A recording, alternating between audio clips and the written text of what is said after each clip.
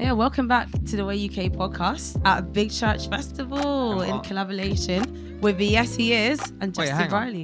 Why did Big Church get more of a woo than the Way and Justin? Wow, that's crazy. Unbelievable. Let's go back. We'll do it again. Welcome back to the Way UK podcast. Big Yeah, great, cool. That's great, awesome. Well, while we're here, I guess it'd be good for us to do introductions. So take it away, Justin. Tell us. Xenia and Jesse, thank you so much for introducing. I'm Justin. I host a podcast that is also going to be part of the podcast stage over the next 3 days, The Surprising Rebirth of Belief in God. So I've kind of been working in Christian media all of my working life, but particularly bringing Christians and non-Christians into dialogue and discussion. So that was through many years with a show called Unbelievable, but more recently through hosting these kinds of conversations live in studio and tracing something that, I've called this surprising rebirth of belief in God. And that's all about the way in which I've seen the conversation on faith change over the last several years. So looking forward to sharing a bit more of that today. It's great. Do you want to give it intro? I mean, Justin's an expert, guys. Yeah. So we're feeling it. We're like, oh my gosh, Justin, you've got so much gold. we can speak. I think we'll all be learning from each other We want to today. ask as much as we can from this guy. Yeah. Do you mind? You've just written a thesis on this topic, on awakening, on the surprising rebirth of Christian faith. Do you mind just like giving a brief explanation as to why you think this is happening? Well, we're going to be talking a bit today about the awakening we're seeing, especially among a younger generation, Gen Z, but in many ways, I've been seeing that awakening to faith happening across lots of different demographics and ages over the last several years. So when I started hosting debates on God, faith, Christianity, getting on for 20 years ago, I was bringing Christians and non-Christians together. And it was in the heyday of something that was often called the new atheism, this very dogmatic anti-God form of non-belief. And it involved sort of key characters like Richard Dawkins, a biologist, and his best-selling book, The God Delusion. And you guys are probably too young to remember this, but there was like a bus campaign in London called the Atheist Bus Campaign. And there were just these red London buses circulating the capital with the slogan, "There's probably no God. Now stop worrying and enjoy your life." So this was the kind of atmosphere into which I was having these conversations about faith, getting on for sort of 15, 20 years ago. Right. But what I noticed is as I brought Christians and non-Christians together for dialogue and debate, there were a lot of questions, objections, but I found actually Christianity could stand on its own 2 feet intellectually, that there were good reasons to believe. And in the process, I also found over the years the conversations changed, and less were people kind of, the non-Christians, identifying with this very dogmatic, quite abrasive form of atheism. And they were getting they were even saying things like, oh, I'm not a Richard Dawkins kind of atheist. They were sort of almost slightly embarrassed by the tone, by how zealous it was. It was kind of almost quasi-religious in its own sort of way. And I noticed a very different conversation start to develop. I'd say this was around the end of the 2010s. And I started to notice more and more still secular, non-Christian intellectuals, but who weren't dismissing or disparaging God. They were actually saying, what? Maybe we're losing something as we lose the Christian story in our culture. And they were showing up in lots of different ways. One person that I've interviewed a number of times is a historian called Tom Holland. Not the Spider-Man actor, I should say, but the historian. I do remember the first time I saw him on a lineup, I was like, they've got Tom Holland? I know, yeah. Slightly disappointing. Yeah. No, but this Tom Holland he's a brilliant kind of popular historian, best-selling author. He actually co-hosts probably the most listened to history podcast in the world. The rest is history. Yeah. But what's interesting about Tom Holland is he has a story of kind of having a nominal Christian faith growing up, but it had kind of sputtered out by his teenage years. But as he went on in his adult years to this career, writing incredibly successful books about, the Greco-Roman Empire and that kind of thing, he started to realize that he felt this world, of the Greeks and the Romans was so different to his own. This was a world where the lives of women and children was cheap, where slavery was just a de facto part of the economy, where some people could be the sexual property of others. And he said, why do I have such different values to those people? Why do I believe in equality, dignity, progress, freedom? And he realized it's not because of the Greeks and the Romans. They didn't give that to me. And he realized science and atheism didn't give that to me. He realized it came from a very specific source, Jesus Christ of Nazareth. Yeah. And the movement that he launched with his friends had completely reshaped the world that Tom Holland now found himself in. And he said, even though I struggle to believe in Christianity, Justin, I've realized that in almost every other way, I am a Christian. And people like Tom Holland, these quite well-known, influencers, are now, I think, kind of, there's a trickle-down effect as they talk about these things in the public. And people are starting to ask themselves, well, what have we lost something as we've lost the Christian story in our culture? And so just to conclude, that kind of intellectual thing's been happening, but something's been kind of bubbling up from the ground as well. And it's what I've called a meaning crisis. It's the idea that people don't have a story to believe in any longer. There's kind of, there's nothing that binds us together. We're all kind of in our own individual places. We've all got to craft our own identity online.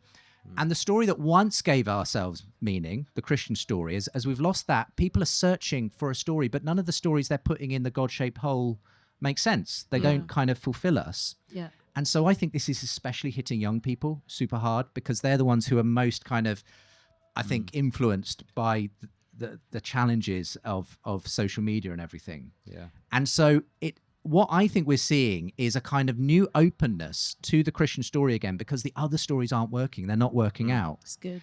So I think it's kind of happening at this intellectual level, but it's bubbling up from the ground. And we're just starting to see some signs of that now, I think, in our country. Yeah. So interesting. Yeah. I feel like what you said about the meaning, like finding meaning, is so like relevant and prevalent, especially with like, as we're talking about Gen Z and like what's stirring. I even think back to me, like when I was in school, like the biggest thing was like, who am I? Where do I fit in? And I feel like everybody in their teens, everybody in their 20s, like that is the looming question. Like, who am I? Where do I fit in? What's my purpose? What's my place? And people are finding that like absent from God, trying to find that outside of God is just not working. Like there seems to be like a misfit or like there's like a mismatch or there's something missing. And I feel like it's really interesting seeing a lot more young people coming to God now because they seem to be like so fulfilled, so set, like so whole in like finding their identity in Jesus, right? And then from that, how they choose to live forward has like more meaning as well. It's like a domino effect of like meaning. I don't know. I just find that such an interesting like piece of culture to look into. Yeah. It's like, where do we belong? Where do we fit? And like young people are searching for that. I'd be fascinated to know from you guys because I feel like we've kind of got a couple of generations represented here on stage. You guys, Gen Z, okay. I sit on the cusp of millennial and Gen X, okay, if those labels mean anything to anyone. Gen M? Does that work? Millennial X. But I remember when I was a teenager, a long time ago now, and I remember it being quite difficult to talk about my faith openly. It was kind of something that was sort of slightly embarrassing. I kind of felt obliged to do it. But I don't sense that that's necessarily the feel among Gen Z Christians now. I don't know what your experience is and how open people feel to talking about faith. I do feel like it's particularly this past 5 years. There's been a huge shift. So I became a Christian in 2018. Were you 2017? 2019. 2019. Okay, you're a year ahead. Not bad. And so I became a Christian 2018. I was 14. Met with Jesus. It was amazing. I ran into school. I was trying to tell everyone and anyone about Jesus. I was like, this guy's changed my life. I thought I knew him and I found something new. It was amazing. And I was slammed with rejection. Only like 20 minutes away. I was in Brighton. That's where I grew up. And it wasn't this openness. It wasn't this open feel. It was very much you are rejected because Christianity is something that rejects people, not accepts people. And I think that was still a bit of a lingering perception of the Christian faith. It's this judgmental thing that pushes people away rather than brings people in. And I think it's actually this past 5 years that's changed, not just in schools, but as a whole generation. So, for example, I went to Weekday. Anyone in the shop Weekday? No one? All right. Yeah, okay, great. A few people. And I bought these trousers yesterday. They're super nice. I was like, I need a new pair of trousers for Big Church Fest. Bad excuse. I really just wanted a new pair of trousers. And this lady I chatted to, she was like 22, got all the like, you know, bright coloured hair, loads of piercing. I look on it, like we trade Instagrams, check her out. She's super atheist, like public atheist. And yet, when I spoke to her about church, she was like, yeah, man, that's cool. You do you. Yeah, that's cool. You do what works for you, man. That's cool. And like, this is someone that 20 years ago would have a debate with you about trying to tear down your faith. But instead, it was met with like almost this affirmation that it's good for you to just do what you believe in.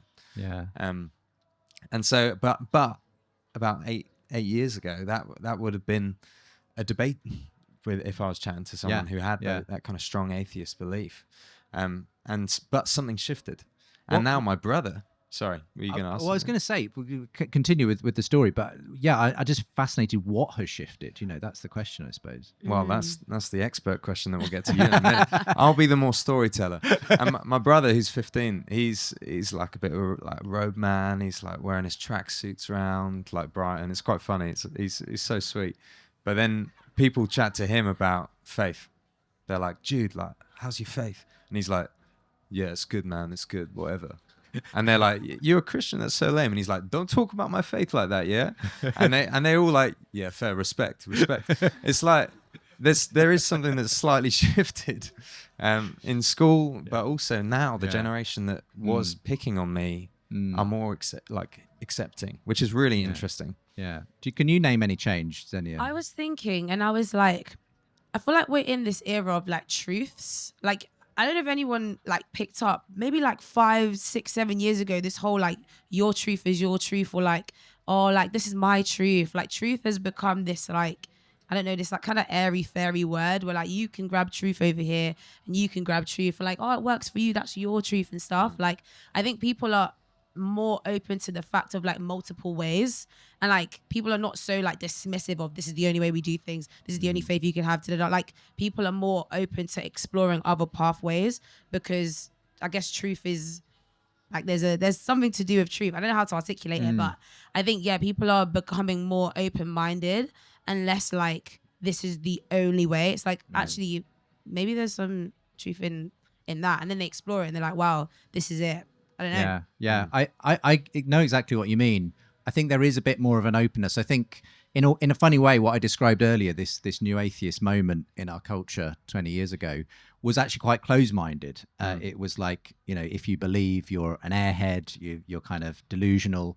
That was the kind of language being used. And I just don't think I think that kind of wore thin fairly quickly, actually. But I think today that would be seen as like just as sort of fundamentalist almost as fundamentalist religious people, you know, so there's that going on.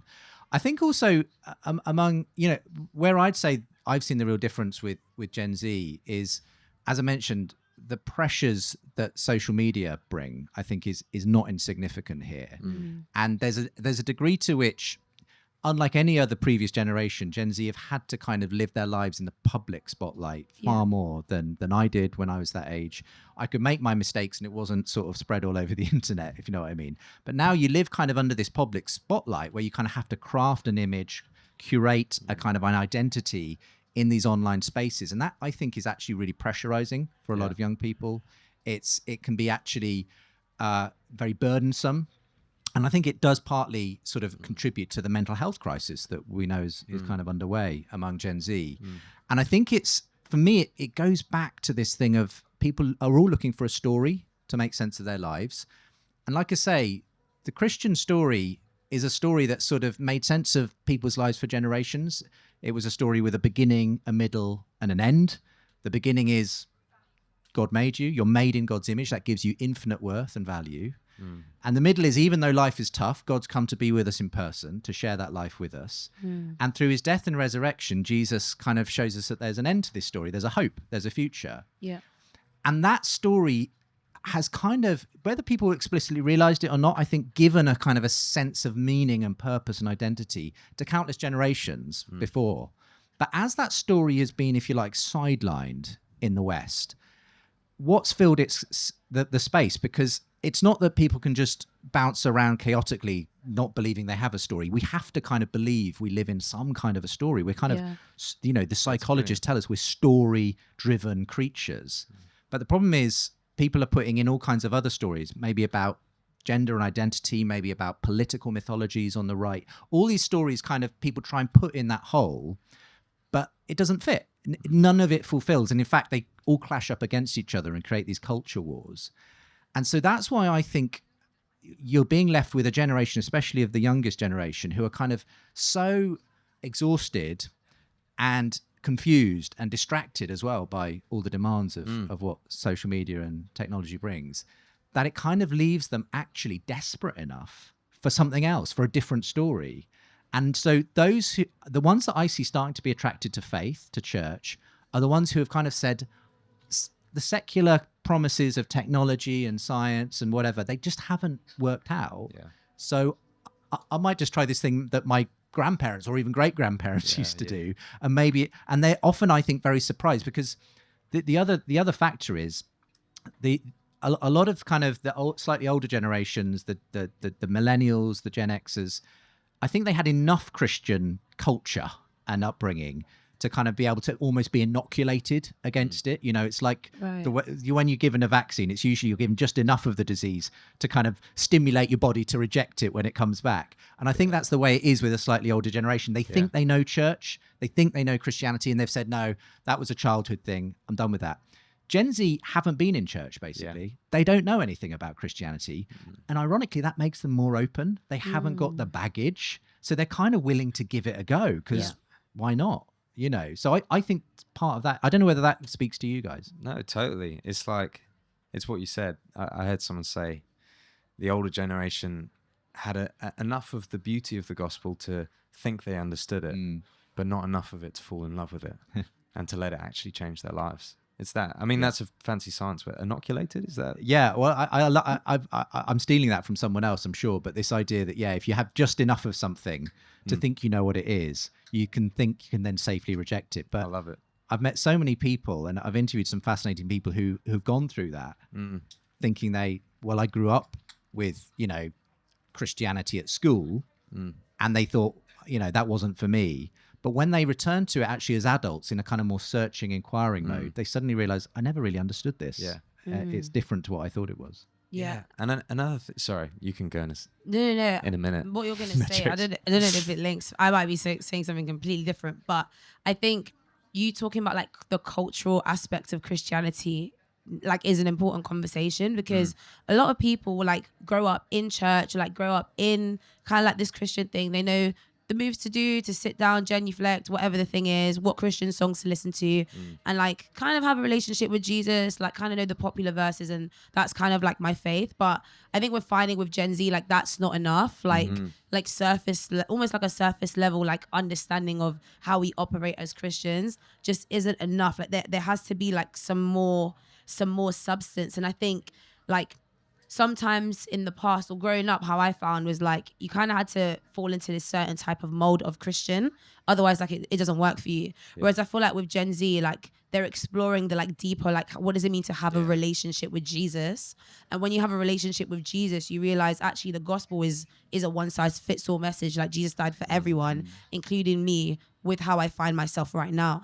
And I don't need to like fit into a like a Christian culture of this is how you do church. I don't know, we stand up here, or I don't know, we only give for that, or we only sing those type of stuff. Like now it's more like, no, like almost like the church is adapting and like is like getting with the wave of young people that are coming, which I think might be different to other generations previously. Yeah, I've sensed with some of those young people who are coming through the doors of church, it's been interesting because over the last 2 years, as I sort of started to talk about this surprising rebirth of belief in God, I had a lot of church leaders get in touch with me and say, the thing is, Justin, the people we've noticed starting to turn up are young people, especially young men, interestingly. And the young men, I think this kind of meaning crisis has maybe hit them quite hard, because I think it's quite hard to know what it is to be a man in the modern world. And there's a lot of kind of really dodgy kind of, people trying to peddle a version of masculinity like Andrew Tate online and so on.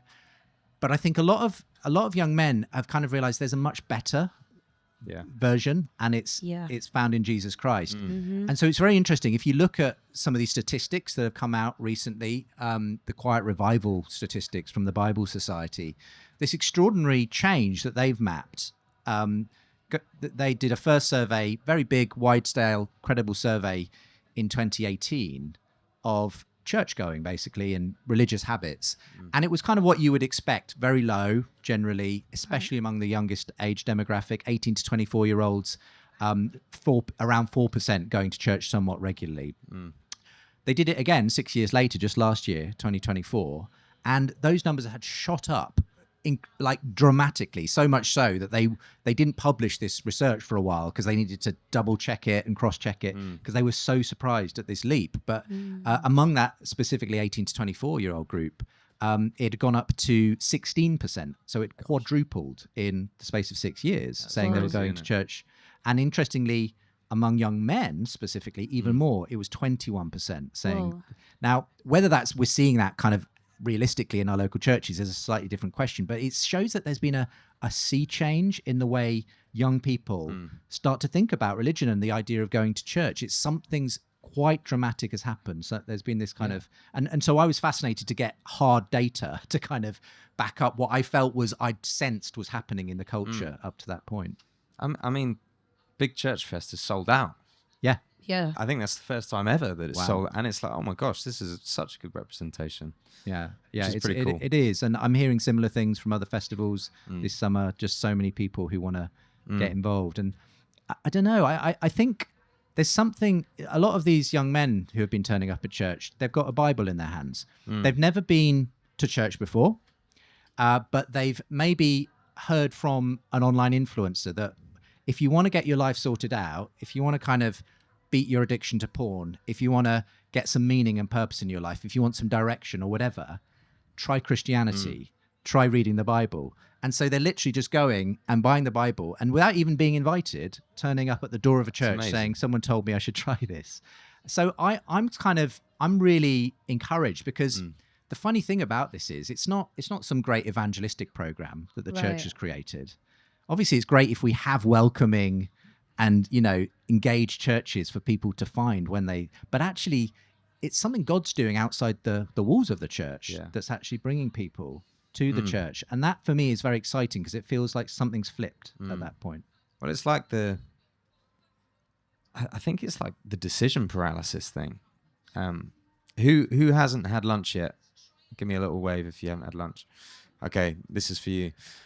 Try not to choose a friend who's indecisive. Because there's so many options down here. And and you're kind of sat in the middle and you've got a friend who's like a little indecisive, or you're the indecisive one. And you look around and it's like, do I want churros? Do I want like Greek food? Do I want this? Do I want that? Oh, I don't know. I'm stuck. And you almost want someone to just grab you by the hand and take you to the place. Right. You kind of want someone to just grab you and take you to what's best for you. And that's the thing that young men are looking for, or just generally, not just young men, all of culture. We're looking for all these options. Never, apart from very specific, tiny scenarios, could like a 14-year-old become a millionaire. But now you can have 14-year-olds who are social media influencers, who have flown around the world to Dubai. And so if you're a 14-year-old looking at this and you're like, oh my gosh, I could be an influencer, I could be a musician, I could be an actor, I can do whatever I want. Like I've just chosen creative topics because that's what I could be an engineer, I could be an IT guy, like anything's available. You can do whatever you want. Oh my gosh, that is draining. I'm tired trying to figure out what I want for breakfast. Imagine trying to choose your career and you're expected to do so when you're a 13-year-old, 14-year-old, whatever, 20-year-old, 30-year-old. And this message of Jesus is one that just says, hey, no. You don't need to figure out all of that stuff. That's external. I'll use that. I'll do something with that. But first, let's get right with who you are. Let me grab you and take you to the cross, and that'll change your life. And that's what I think we're all experiencing as a culture, is this overwhelming sense that I need to choose. And if I choose the wrong thing, it's the end of the world. And so the message of Christianity is suddenly just so appealing. Well, I think what you're describing is, at the heart of Christianity, it's grace. It's that you will mess up, you will make wrong choices. But whereas the culture says if you do that, you're basically cancelled, you're basically kind of, it's over. Christianity says, no, we're all in the same boat. Totally. And but God can pick you up, dust you off, and through his grace, give you a fresh start. And that is actually quite a rare thing to hear in our culture, but it's so appealing when people realize it, Yeah. And with the pressures that are on like young people, having the message of grace is like the biggest sigh of relief. And it just counteracts all the things that culture is trying to feed us. But I wanted to ask a question kind of about the church, and like we've talked about the quiet revival, we've talked about the fact that lots more young people are coming to church, but like what can the church do? And maybe not just like specific churches, but maybe like the big C church, like as Christians, like God is obviously doing something and we want to be people that can steward what God is doing. So how do we steward this movement? How do we steward these young people that are coming into faith, coming into relationship with Jesus? What do you guys think? If I kick off on that one, we've had someone who's got baptized quite recently in our church, wonderful young lady called Michaela, and her story is that she grew up not really with much Christian influence in her life, except for her grandmother who was a Christian. But during COVID, during the lockdown, as a sort of young teenager, she was starting to just feel really, just sensing the sense of isolation that brought and everything else. And she started following like lots of people on TikTok, Instagram, influencers, and she was looking to find some kind of meaning through things like crystals, tarot. She was looking at, manifesting, all those sorts of things that are on offer in that world. And now she's on the stage right here. That's a crazy segue. No, I'm joking. That's a joke. But yeah, you can laugh. But Michaela said she just didn't find what she was looking for in that stuff. But she, into her algorithm, popped some Christian influencers. Maybe even be you guys, I don't know. But she just found there was something different about them. There was this kind of hope, this kind of this sense of peace. That wasn't always striving after the next thing or try, it was this sense of grace and peace that she found, and she just liked it. So she said to her grandmother, "Could you get me a Bible?" She started reading the Bible. She said she just every day something was speaking to her. There was just this sense, and so Michaela kind of became a Christian without ever going to church. Interestingly, wow. She sort of and then she finally found her way to the doors of our church. And when she got there, it was just like the lights went on. She was just she's got an amazing singing voice, and there was not a dry eye in the house when she was baptized, and she sang this beautiful song as part of her testimony. And what I see from someone like Michaela, that sort of Gen Z who's kind of gone on that search, is that they're not looking actually for bells and whistles. They're not really looking for like some super smart, like glamorous kind of version of church. They're just looking for the real thing. Yeah. They're looking for something very authentic. Most Gen Z I meet, the thing they want to do, and the thing that you guys do really well at The Way, is they want to do Bible study. And they're not like necessarily looking to be that entertained, because they've got loads of entertainment on their phone. The church can never out entertain kind of what's already on offer in the culture. But what the church can do is speak to their soul in a very deep way. And so my teenage kids, they're kind of getting on WhatsApp with their friends and doing Bible studies. I didn't do that at their age. I mean, didn't have WhatsApp at their age, but you know what I mean? It's like there's something changed. There's like they just want to go deeper. They want something real. It's great. And I think sometimes the church forgets that. We think, oh, young people, we need to kind of turn it all into a game and a fun thing. Now, there's nothing wrong with games and fun things, but I think young people are ready for more now. And good. That would be my advice to the church. No, it's brilliant. What about you? Yeah, Jesse? I mean, I was just thinking, through as we were talking.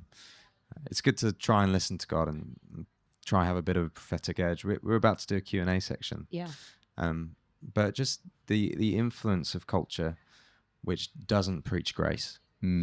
That's kind of one of the things we talked about, how Christianity is something that gives the message of grace, which we don't see in many other places. And I actually felt challenged as you were speaking that culture that teaches cancel culture, you can't make a single mistake, it's naturally going to bleed into our own church culture at some point.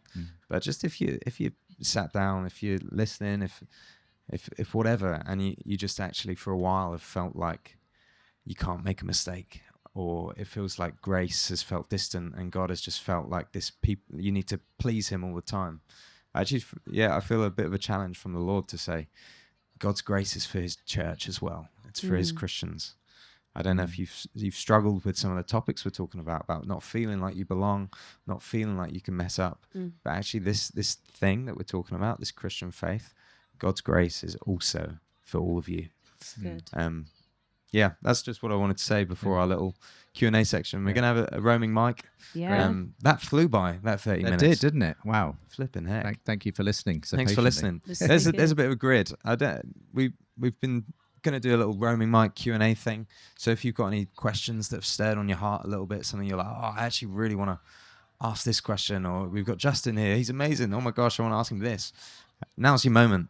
So we're talking more specifically around the church and revival. There'll be other topics like social media. But yeah, if you want to just put your hand up if you've got a question. Oh, hello. Amazing. Should we go down here at the front to start with? Hi, Justin. We're talking here about the massive growth with youth. Are you finding there's also a massive growth with older people, as it were, people coming back to the church? Well, it's interesting you say that because, we shouldn't overlook the fact that actually something's happening across the demographics. I think it's happening most acutely among young people, and that's certainly what this quiet revival research showed. But it showed actually an uptick across lots of different age demographics. And so, a lot of the people I've spoken to are often in the more kind of middle-aged bracket. And they're these people who probably did get some exposure to Christianity in their youth, but kind of discounted it. Someone I'm thinking of is Paul Kingsnorth, who's a celebrated sort of poet and author, and, built a very successful career, award-winning author. But his story is he kind of was a teenage atheist and rejected the kind of church he encountered in his youth. But he bounced through that to kind of Buddhism for many years. He was very involved in the environmental movement, and he was looking for something that could kind of make sense of that. But Buddhism didn't work in the end, and he even ended up for a few years trying Wicca, so kind of nature worship in the woods. Until finally people started getting in touch with him through his writing school. Vicars who were sending him their sermons, and he was like, oh, I didn't know they were Christians. And his wife, who isn't a Christian, just said out of the blue one evening over dinner, Paul, you're going to become a Christian. And he was like, what are you talking about? Don't be ridiculous. But then he started having dreams about Jesus. Wow. And in his own words, God kind of pulled him kicking and screaming out of Wicca. And he's now a Christian. And he's sort of in his probably early 50s. But I meet more and more stories like Paul Kingsnorth, people who have kind of tried to make sense of their life through different things, through maybe different worldviews, careers, whatever, but have kind of reached that sort of 50s stage, and they're like, none of this has really satisfied me yet. And they're something about the openness in our culture right now means that they're being given intellectual permission to look into Christianity again. 20 years ago, that was like out of bounds. You were an idiot if you went and looked at Christianity in the culture. But now it's like, okay, it's kind of like suddenly the doors opened, and I'm seeing more and more of those type of demographics walking through the doors. Oh, that's brilliant. And also to speak from I know the question was almost avoiding the Gen Z topic, but like we saw this young guy become a Christian about a year ago, just started coming along to church. It was amazing. And then he just brought his dad. Right. And his dad just started coming along, and his dad became a Christian. And so there's like lots of means in which God is intentionally reaching the older generation. And I'm really excited for that. Yeah. Brilliant. It's awesome. All right, hands up if you've got another question. I'm not going to be able to choose, Dan, because I'll feel bad. Outside of our very own personal experiences with Jesus Christ and our Christophanies, what do you have to say about a real present historic church? And the very scriptures that we hold within our hands come from a certain historic place. And an authority exists to interpret it. How do you include that with today at the big church fest? Ooh, it's a deep one. Well, I suppose the question you're asking is around sort of the way in which the Christian message has been passed down historically. And obviously many Catholics would say that we have kind of been given the deposit, going right back to St. Peter. Eastern Orthodox would make a similar claim. These are, if you like, the oldest church traditions. But many people, I'm sure, in this tent come from more modern incarnations of church, house church movements, Pentecostal, charismatic, and so on. I mean, I'm someone who's all about the big tent personally, and I think in God's grace, God sort of is able to speak and act through many different manifestations of the church. And I think in some ways, Big Church Festival is precisely that. It's saying, we're not even really asking about the denominational labels. We're saying, we are Christians, and to some extent, that has always been the case. If you go back even to the very earliest days when those first creeds were set down, it was about those core beliefs, whichever church you go to, as long as you can say, I believe in one God, Father Almighty, maker of heaven and earth, Jesus Christ, his Son, and the Holy Spirit, and you can say those things, then that is something that binds us together. I'm happy to leave the questions about who's got the correct sort of deposit of faith.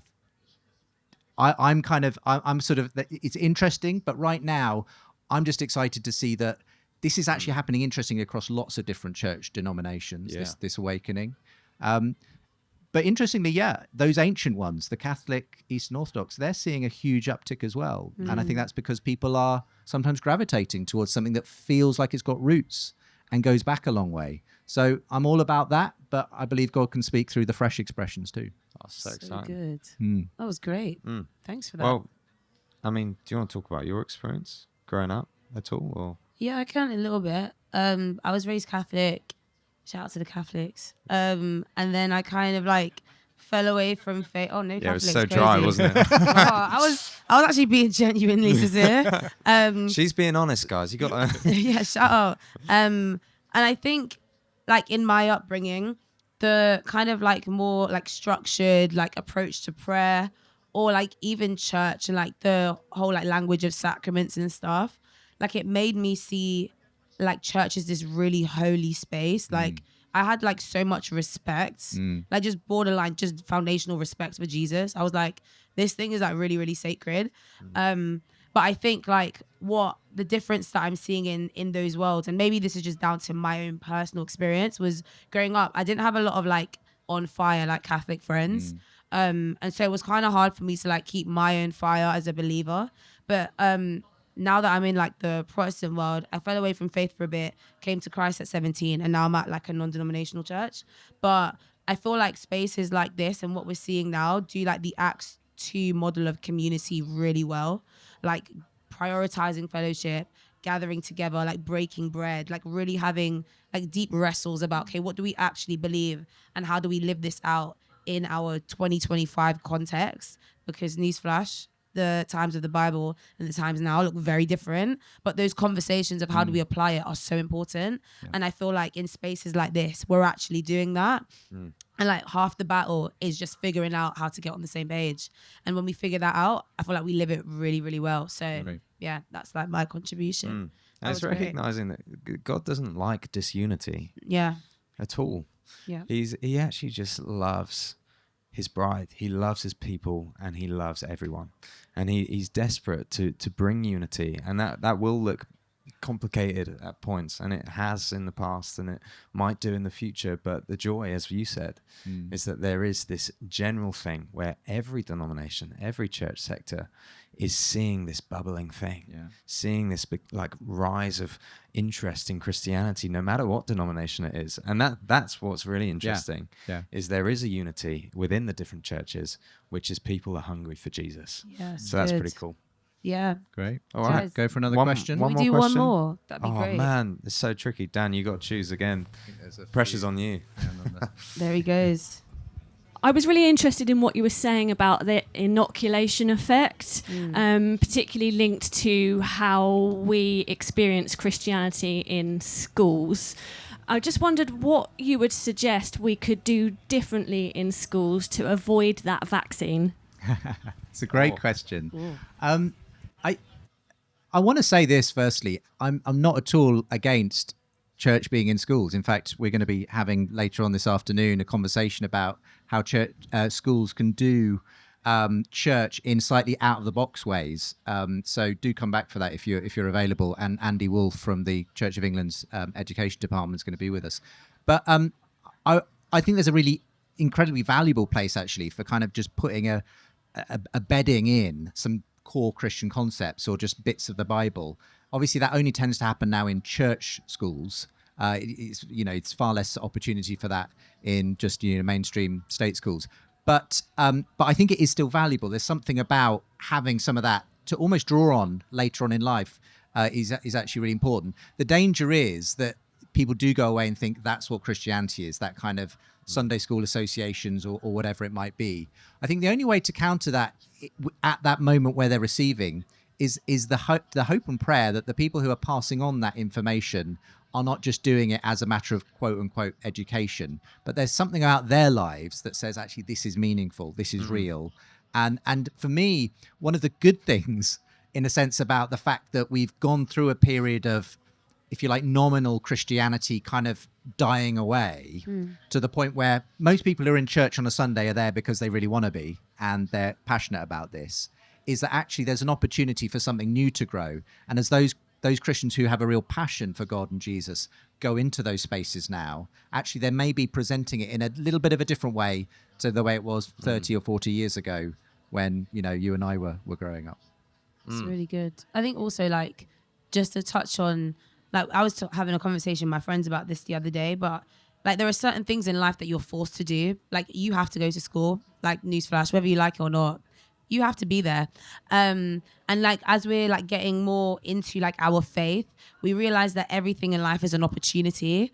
And so I think even reframing like what is like our approach to school as Christians, like, are we just there to go collect our grades and go home? Or are we actually there with an opportunity that Jesus could be here too? And what does that look like? Like, that doesn't necessarily mean we have to put on full like production church services in our school. And if you want to do that, great. But that could also just be having conversations with people and just making Jesus more of the normal conversation. Like, there are so many normal conversations that people have in school. Why can't Jesus be one of those as well? Yeah. I think that's also like the reframing. It's really interesting too. And it's like training up those you have in your church, because we've talked a lot about this rise of kids in school who are coming into church and you're probably going back into school. Actually, then that's our secret agent. That's our opportunity, because to change a whole education system is pretty tricky. I mean, you'll be talking about it later, which you should definitely come to if that's your lane.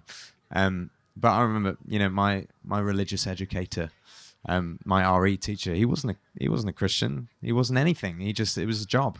He was like 22 or something, just keen for some money to live. And unfortunately, that will happen. And you said, Justin, how you almost want the person communicating it to have a heart of Christ.